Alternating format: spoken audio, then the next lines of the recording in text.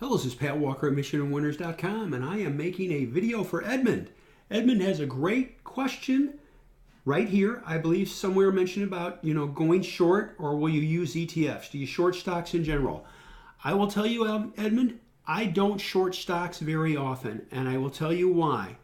With the elimination of the uptick rule, I see stocks that can drop quickly, but I've also seen them run and gun stocks so fast back up to the upside that you can get caught in them, which makes it difficult. So the individual stocks, I pretty much will stay away from them. However, there is a solution for us that gives great returns with less risk. You can short one stock, or would you like to short 100 stocks or 500 stocks? You can say, Pat, what do you mean? Right here. QID is the NASDAQ 100 Ultra Short Inverse. The inverse. I'm not going to do TQQQ. That's getting too crazy on us, okay? Or SQQQ. And it trades too thin and wild. This is the short.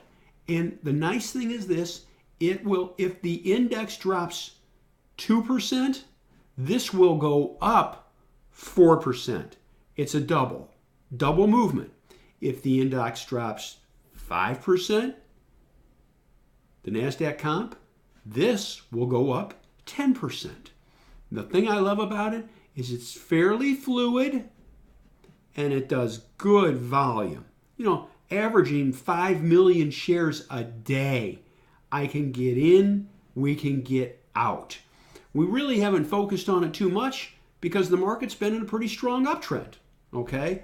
So here's what this one is. This is QID. This is the NASDAQ 100. Here's SDS. This is the S&P 500 Ultra Short. 2 times leverage. But you can also see, look at the volume. It's fluid.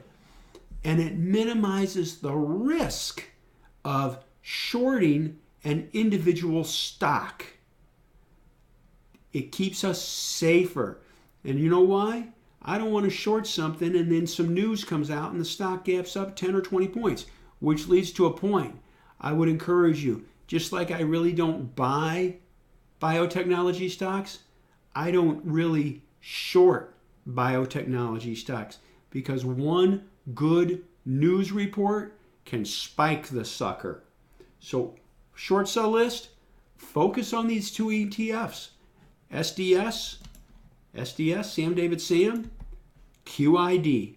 And I think, you can say, I can make more money with another one. Yes, but overall, you could have less of a problem with these, with less volatility.